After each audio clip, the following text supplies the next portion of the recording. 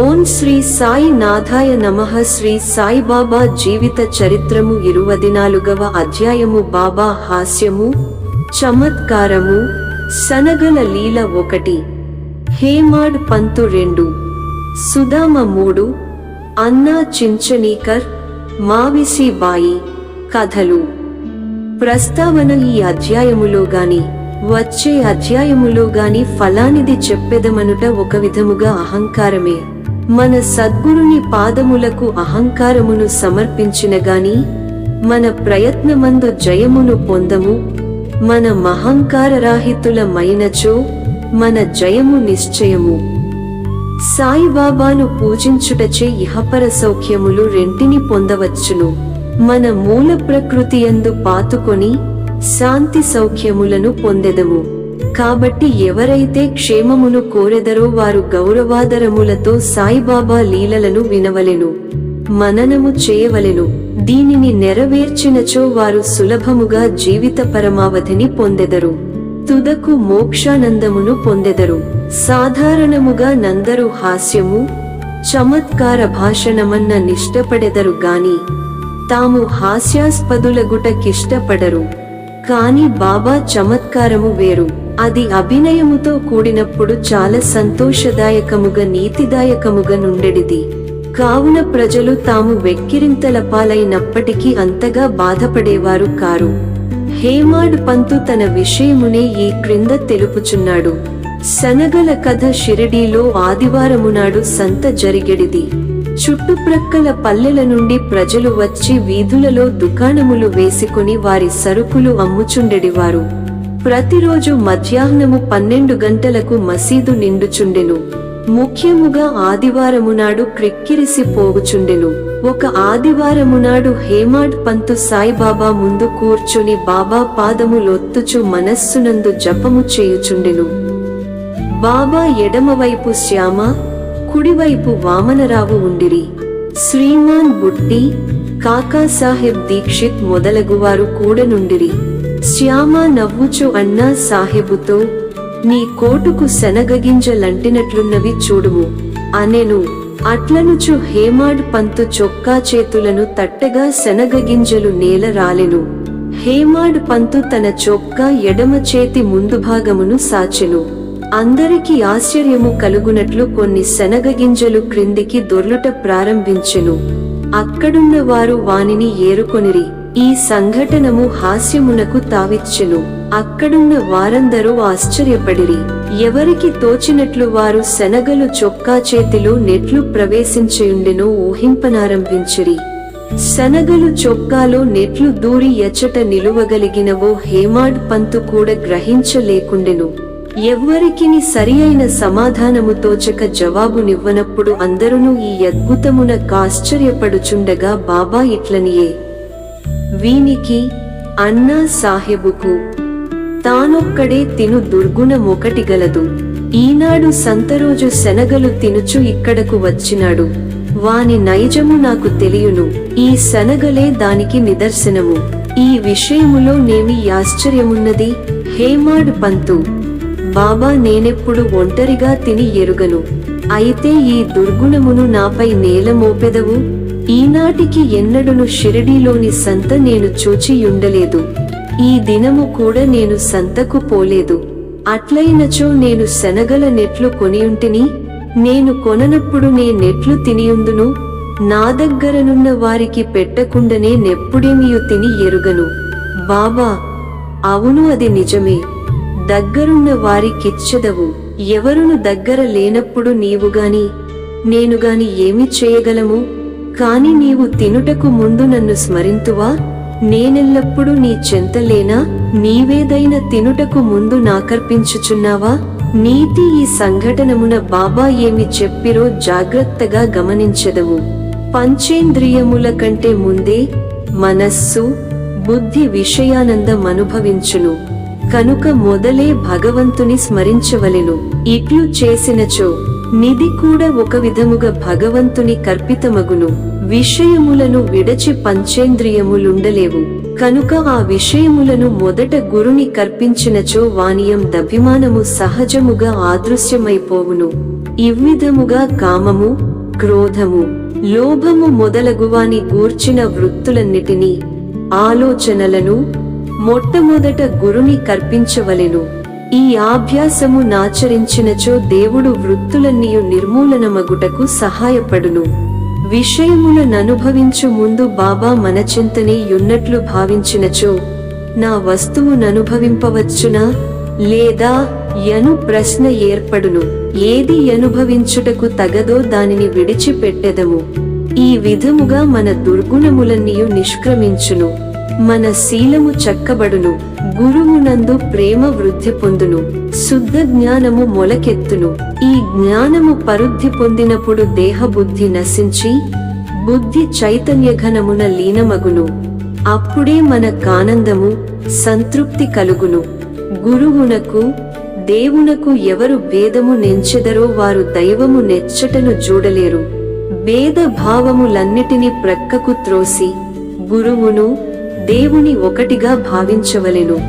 ఈ ప్రకారముగా గురుని సేవించినచో భగవంతుడు నిశ్చయముగా ప్రీతి చెందును. మన మనస్సులను స్వచ్ఛము చేసి ఆత్మసాక్షాత్కారము ప్రసాదించును. క్లుప్తముగా చెప్పునదేమన మనము గురుని స్మరించనిదే ఏ వస్తువును పంచేంద్రియములతో ననుభవించరాదు. మనస్సును ఈ విధముగా శిక్షించినచో మనమెల్లప్పుడు బాబాను జ్ఞప్తియందుంచుకొనెదము. మనకు బాబా యందు ధ్యానం ఎన్నో రెట్లు వృద్ధి పొందును. బాబా సగుణ స్వరూపము మన కండ్ల ఎదుట నిలుచును. అప్పుడు భక్తి, వైరాగ్యము, మోక్షము మన వశమగును. మన మనస్సునందు బాబాను ఎప్పుడైతే నిలుపగలమో అప్పుడు మనము ఆకలిని, పిపాసను, సంసారమును మరచెదము. ప్రపంచ సుఖములందు గల అభిలాష నశించి మన మనస్సులు శాంతిని, ఆనందమును పొందును. సుదాముని కథపై కథ చెప్పుచున్నప్పుడే హేమాడ్ పంతుకు సుదాముని కథ జ్ఞప్తికి వచ్చెను. అందులో కూడా ఇదే నీతియున్నది కనుక దాని నిక్కడ చెప్పుచున్నాము. శ్రీకృష్ణుడు, అతని యన్న బలరాముడు, మరియొక సహపాఠి సుదాముడను వాడును గురువగు సాందీపుని యాశ్రమములో నివసించుచుండిరి. శ్రీకృష్ణ బలరాములను అడవికి పోయి కట్టెలు తీసుకుని రమ్మని గురువు పంపెను. సాందీపుని భార్య సుదాముని కూడా అదే పనిమీద ముగ్గురి కొరకు శనగలిచ్చి పంపెను. కృష్ణుడు సుదాముని ఎడవిలో గలసి ఇట్లనెను, దాదా నాకు నీళ్లు కావలెను, నాకు దాహము వేయుచున్నది. సుదాముడు, ఉత్తకడుపుతో నీరు త్రాగకూడదు కనుక కొంత తడవాగుట మంచి దనెను. కాని తన వద్ద శనగలున్నవని కొంచెము తినుమని ఎనలేదు. శ్రీకృష్ణుడు అలసియుండుటచే సుదాముని తొడపై తలయుంచి గుర్రు పెట్టుచు నిద్రపోయెను. ఇది కనిపెట్టి సుదాముడు తన జేబులోని శనగలు తీసి తినుట కారంభించెను. హఠాత్తుగా శ్రీకృష్ణుడిట్లనియే, దాదా ఏమి తినుచుంటివి? ఎక్కడ నుంచి ఈ శబ్దము వచ్చుచున్నది? సుదాముడిట్లనెను, తినుటకేమున్నది? నేను చలితో వణకుచున్నాను, నా పండ్లు కటకట మనుచున్నవి, విష్ణు సహస్రనామమును గూడ సరిగా ఉచ్చరించలేకున్నాను. ఇది విని సర్వజ్ఞుడగు శ్రీకృష్ణుడిట్లనెను, నేనొక స్వప్నమును గంటిని, అందులో ఒకడింకొకరి వస్తువులను తినుచుండెను. ఏమి తినుచుంటివని ఎడుగగా ఏమున్నది తినుటకు మన్నా యనెను, అనగా తినుటకేమియు లేదని భావము. రెండవవాడు తథాస్తు అనెను, దాదా ఇది యొక్క స్వప్నము, నాకివ్వకుండా నీవేమి తినవని నాకు తెలియను. స్వప్న ప్రభావముచే నీవేమి తినుచుంటివని అడిగితిని. శ్రీకృష్ణుడు సర్వజ్ఞుడని గాని అతని లీలలు గాని తెలిసియున్నచో సుదాముడట్లు చేసియుండడు.